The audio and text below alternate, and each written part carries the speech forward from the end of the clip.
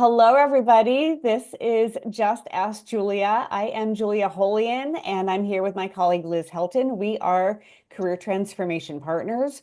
We have this session every month where we are sharing tips and tricks for transforming your career and elevating your success. Today, we are going to talk about networking. If you are watching this live, we will open this up to a Q&A afterwards.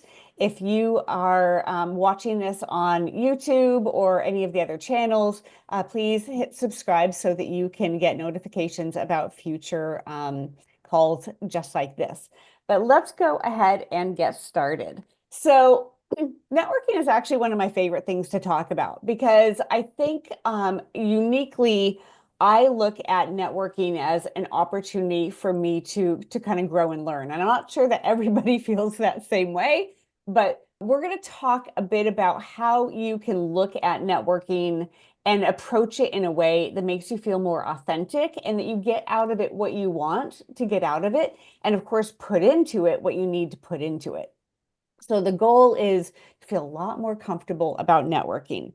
So I want to start out by saying I think of networking a bit like it's a constellation. And I say this because I think a lot of people, when they look at networking, think about that like that one-to-one or going to an event. Like it's sort of that extreme of I have to talk to one person, which is a little scary and intimidating, or I am going to go to an event where there's a whole bunch of people and I don't even know how to break into that.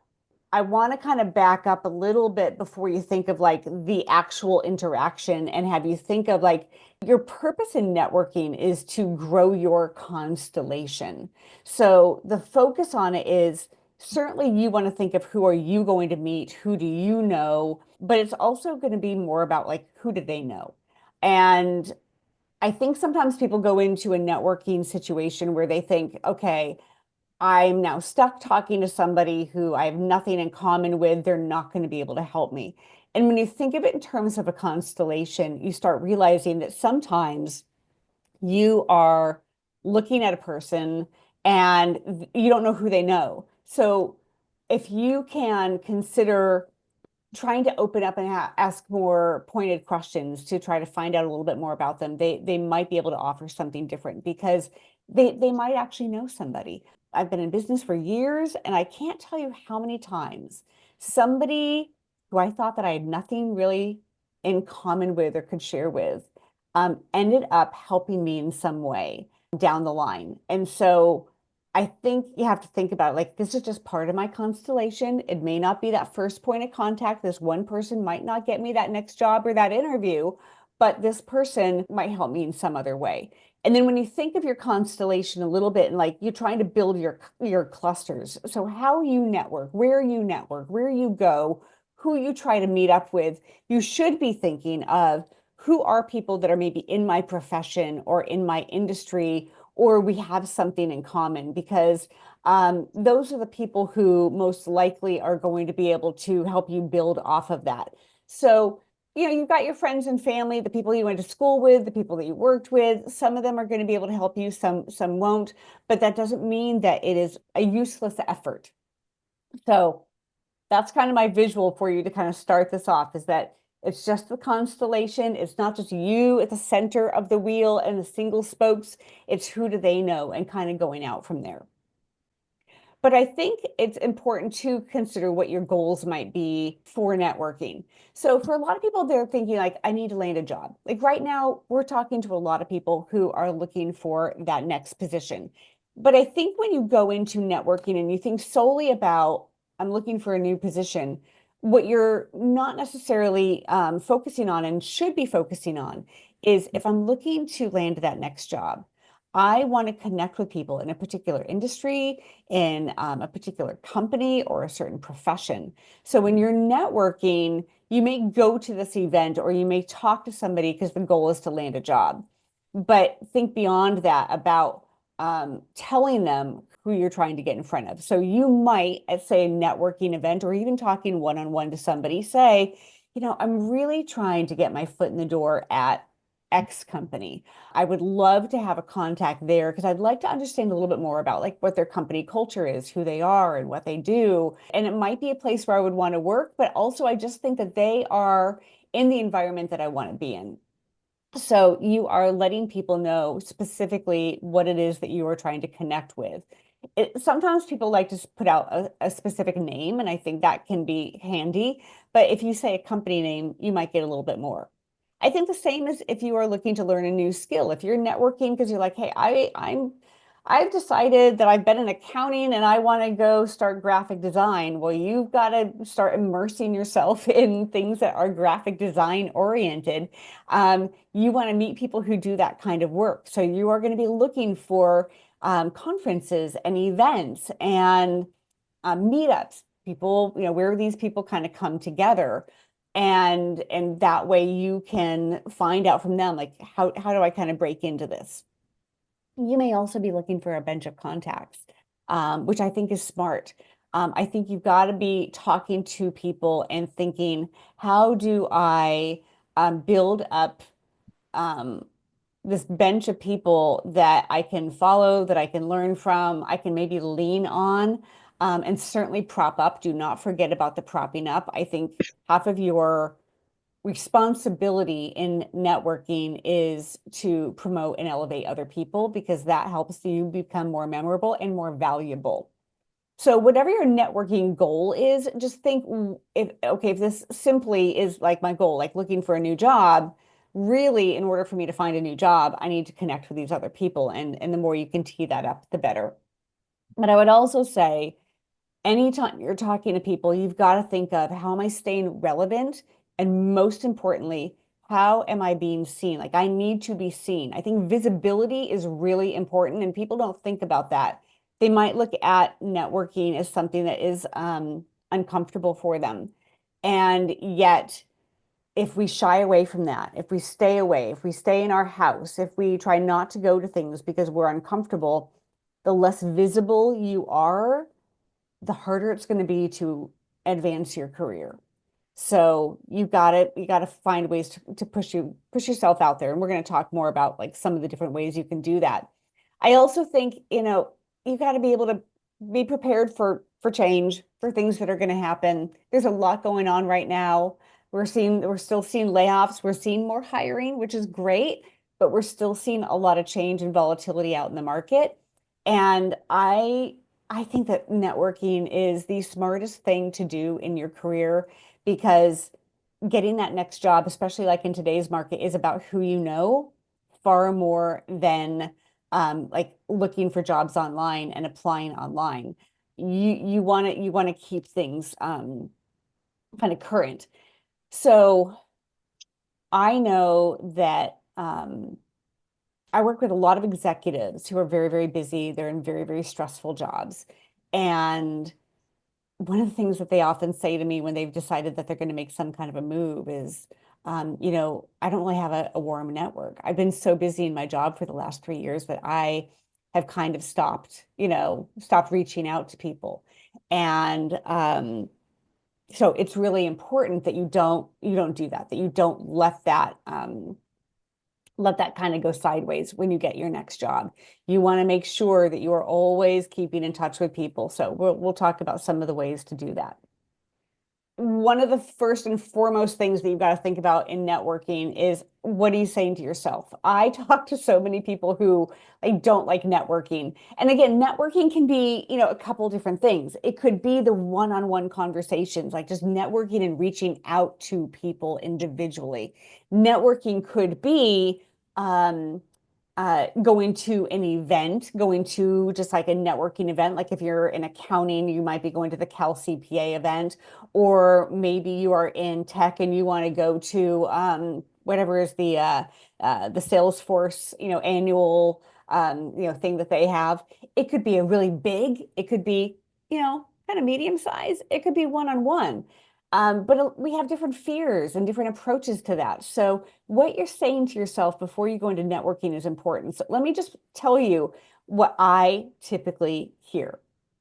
I hear people say that it's awkward, pushy, fake, salesy, time consuming, forced, uncomfortable, hard, unwelcomed, inauthentic, intrusive, stressful. That's what I hear most people say about networking. And I think if you go into any kind of a networking event and that's really how you're approaching it, like this is what I think of that, you're probably not going to show up as your best self. So I want you to think a little differently. And so I'm going to give you some things to kind of latch onto, and you can figure out your own what your own limiting belief is and come up with your own reframe. But if you are feeling like networking is just about self-promotion, I want you to shift that around to networking is about mutual support and connection. Mutual support. It's not one way. It goes back and forth both ways. If you feel like you have nothing to offer, that's not true. You can offer insights, encouragement, connections, reaching out to people, or just even when you're in the moment talking to someone, just, being positive and encouraging is something that you are offering them. You don't know what kind of a day they're having. You could actually be the bright light in their day. That may not feel like that's the most important thing that you can be putting out there, but you never know if that is actually what that person needed that day.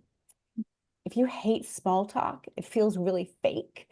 Um, Small talk can actually mean a lot of things. So you could say, I can make small talk meaningful by asking thoughtful questions. And I'm going to share with you on another slide questions that you can ask. Um, you might be telling me, subliminally that you don't have time for networking. I hear a lot of people say that. Um, I think I think networking, you have to find a way to make time for that. It doesn't mean that it has to be every day all the time, but you want to find a way to work that in. But the reframe in your head could be networking doesn't have to be formal. Like it doesn't have to be structured. It doesn't have to be an event. It can happen everyday conversations. You can be networking in your job, just walking down the hallway and talking to somebody or getting on Zoom with them. Networking can be talking to your neighbor, outside when you're both picking up the mail at the mailboxes. Networking is just about having conversations with people. So, whatever your limiting belief is, I want you to reframe it because that's going to be essentially important for you being successful. So, to build a strong network, number one, you got to plan before each meeting. Again, that can be an in-person big meeting. It can be a one-on-one on Zoom. You got to do a little bit of planning. You got to look at their LinkedIn profile. You got to find out kind of what they're all about. You've got to, plan ahead to being curious about the questions that you might, want to ask them. You want to know a little bit about their background and history. Certainly, you're going to ask them questions like, maybe about their career, what they've done, but you also want to know a little bit too. I think that one of the most important things is you got to be curious and you got to be conversational. And I think that's where people struggle so much, is the conversational part. But I think one of the best advice I ever got years and years ago was looking at networking as not about me, but about the other person. So if you don't like talking about yourself, and I hear that almost every day where somebody says, I don't like talking about myself. Well, when you go into a networking situation, whatever it is, be curious about them. Think networking is not about me telling them about me. Not that you wouldn't want to be prepared for that, because you should have kind of like your elevator pitch and you should be able to talk about who you are and what you do and why you do it. At the same time, it's more important that you're actually curious about them because that's how you're going to keep that conversation going. So be curious, ask some good questions, and they don't have to be big technical questions. And as I said on another slide, we're going to talk about some specific questions. Try to add value, try to help, offer things that you can do for them. Think of, what you can do for them that would be that kind of assistance that they might need. Maybe they need an introduction to somebody. Maybe you start talking about LinkedIn. Everybody seems to use LinkedIn. You might talk about LinkedIn. You might ask them, like, what's your favorite LinkedIn feature? Like, how do you use LinkedIn? And if they say, gosh, I really try to avoid LinkedIn, you might say, really, what is it that you're resistant to? And they're going to share that. And then you might say, I have found that I can do this other thing and I really enjoy it. So think of what you can do for them that might help them shift how they're thinking or might, give them a new tool or insight. And then lastly, very key to building strong relationships is the follow-up. And I think this is where a lot of people fall short. I will tell you, this is probably the hardest thing for me is to remember not the initial follow-up, but the continued follow-up. So you want to follow up certainly after the meeting, whatever you had, but it's thinking I should reach out to this person in 30 days or 90 days or 6 months, following up with people periodically, giving your creating some kind of a tickler system for follow-up is how you stay top of mind. But there are other things that you can do too, and so we'll talk about some of them. So I would say before an event, again, this could be a major event. This could be a one-on-one. So when I say event, that does not need to mean that you're going to someplace where, it's all, round tables and food lines. But here's a long list, and I won't like spend time on all of them. Preparing before an event means if you are going to a big event, you want to review the schedule and the speakers and the panelists and see what you want to go to. But I think more importantly, you want to think of some of your conversation starters, like questions based on topics of interest or things that you can say to kind of get things going. You want to have your own introduction. You want to be able to talk about who you are and what you do and why you do it or what you're looking for. You want to have that kind of locked down. Um, I'm not a big fan of scripting things. The reason why I don't like when things get scripted is because I think when they get scripted, people tend to try to memorize that. And the problem with memorizing what you want to say is that when you memorize and you're in the moment and you're feeling a little stressed and maybe a little uncomfortable and you're sweating a little bit, it's not uncommon to start your script and then forget a word. And it kind of throws off the energy as you try to finish out your script because you're thinking about the one word that you didn't say and coming back to it. Um, I kind of go back to, I remember doing the country report in the sixth grade, and my teacher was like, you can't script this. You're going to have your 3x5 cards and you're going to have just like one word prompts. I think in your head, you want to have kind of like those single word prompts that say, here are the things I want to talk about. One, two, three, four, five. These are the five things that I can talk about. And if you have practiced them enough, then you can get pretty good at saying what it is that you want to say. But scripting it out can be a little bit of a danger zone and it can sound inauthentic. The other thing is when you script something, how something sounds when you write it versus how you say it is very, very different. So if you are going to write something out and try to like practice it, it's got to be your own language. I think sometimes when we write things out, we use kind of like bigger words and more formal language.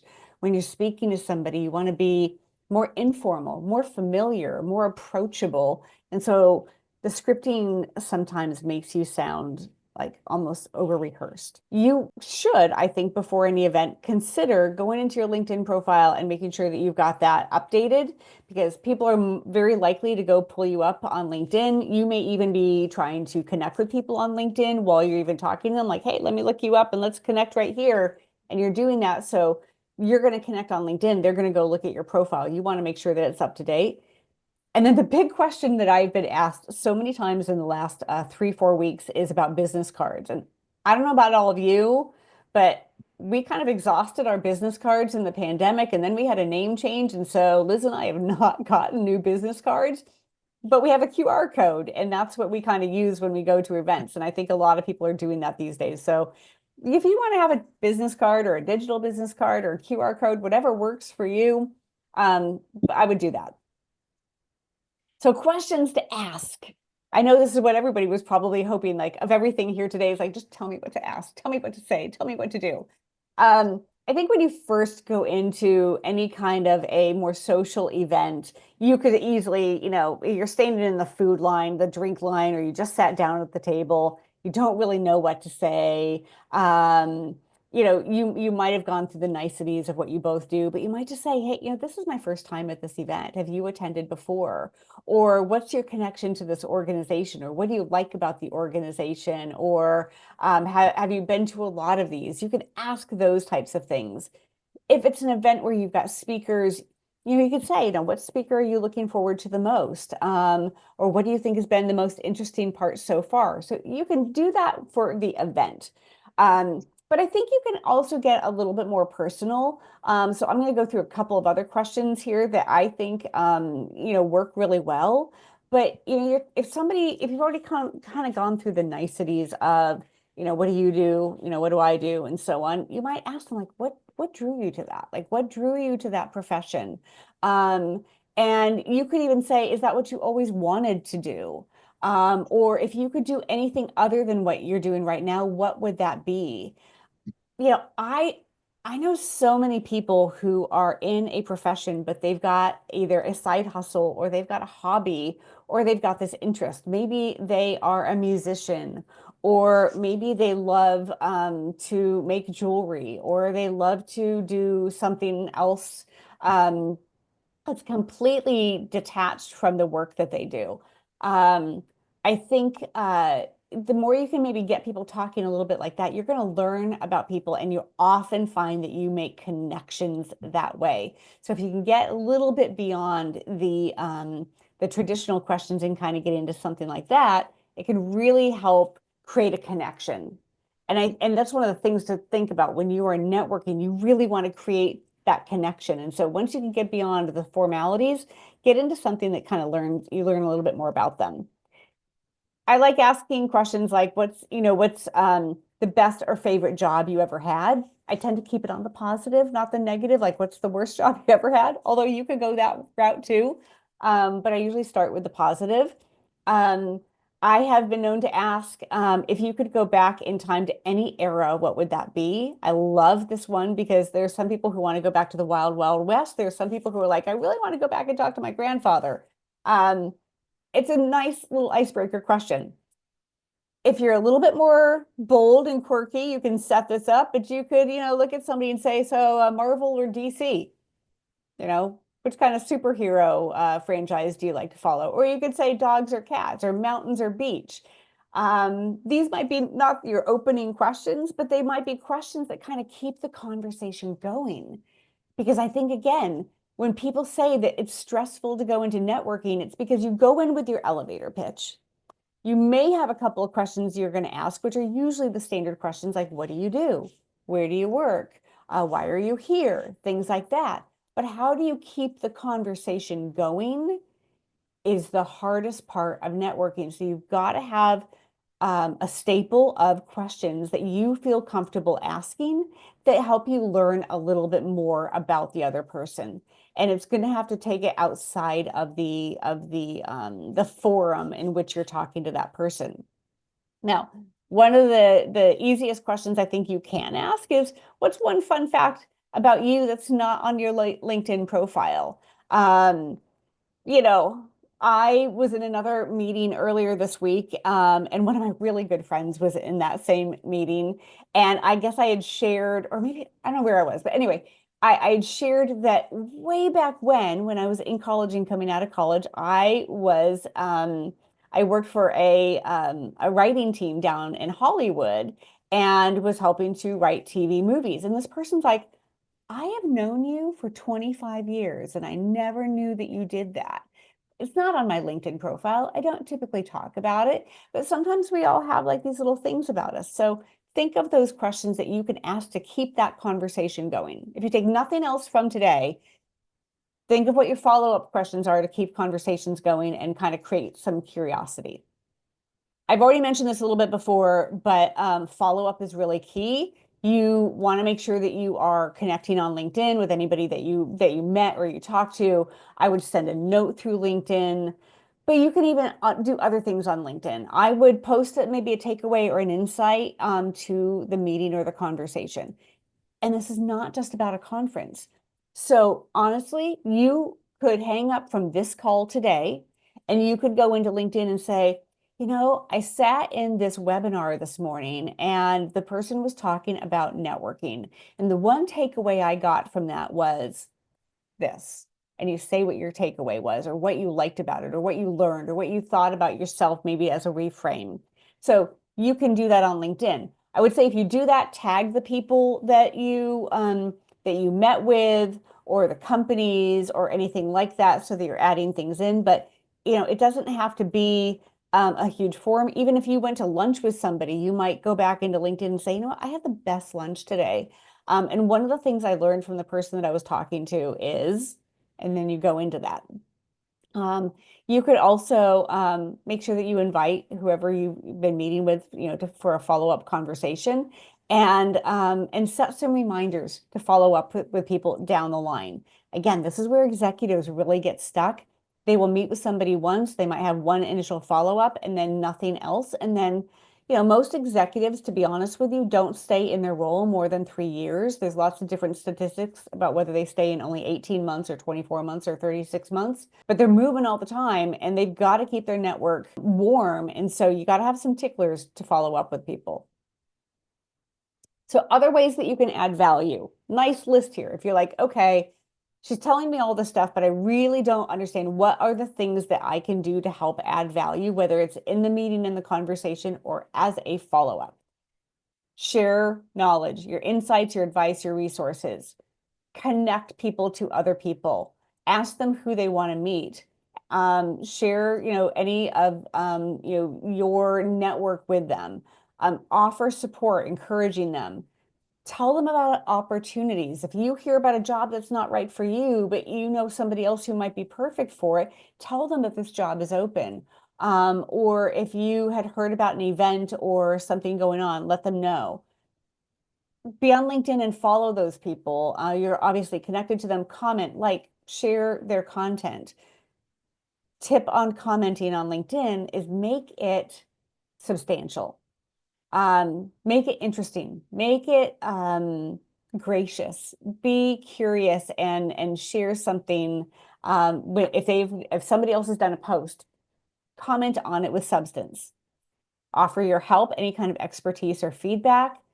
Volunteer if you know that somebody is in some kind of a nonprofit, or they are, maybe they're even doing something for their kids' school and you have some insights into how to do something like that, volunteer to help. One of my favorite things when I was a recruiter, many of you know that I was a recruiter for over 20 years. And one of the interesting things is some of the most memorable people that were candidates looking for jobs. One of the most memorable people, some of those memorable people were the ones who just sent me things. As a recruiter, you want to reach out to recruiters periodically and let them know kind of that you're still looking. But I know that that gets a little daunting and awkward for a lot of people. But one of the best things that you can do is to send them something. So I can name like 3 or 4 candidates, job seekers that I had worked with over the years who just randomly, like every month or so, they would just send me like a link to an article, or they would tell me about a podcast that they had just listened to, or a book that they had just read, or they shared some kind of a video with me. And they weren't asking for anything. They're just like, hey, I remember, you're interested in these other things. I happened to see this and just wanted to share it with you. That was one of the best ways for me to remember that person. So for anybody on this call who is looking for a job, who is trying to, like, how do I stay top of mind with somebody?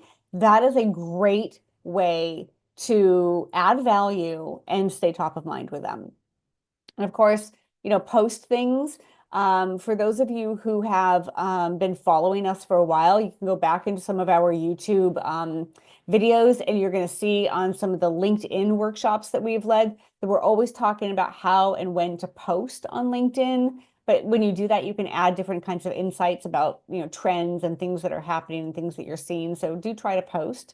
And then, make recommendations. So if you're blocked on like what value can I bring, this is kind of your go-to list.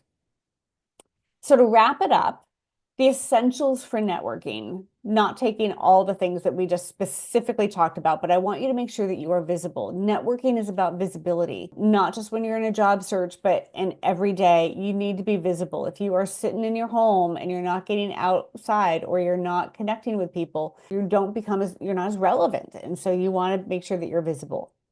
You also want to be memorable.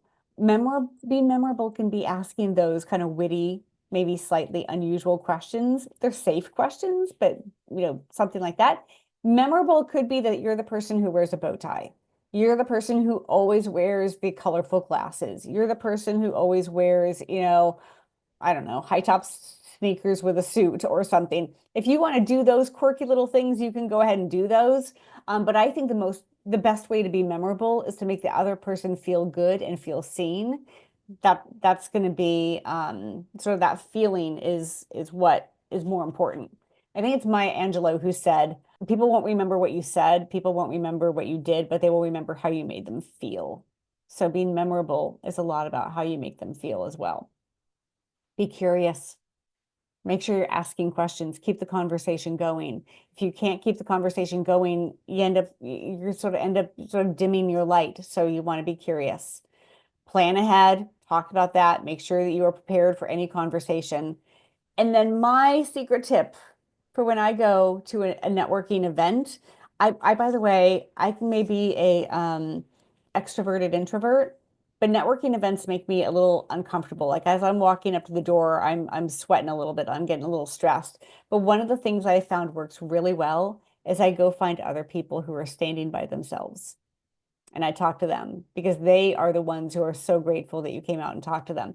We may or may not have a whole lot in common to share, but seeking out sort of those lone rangers can be one of the greatest gifts that you can give, and you never know if that person's going to be able to help you. And then I've said it, I think 3 times already, follow up, follow up, follow up. Thank you all for coming here today. We are going to open this up in a moment for questions.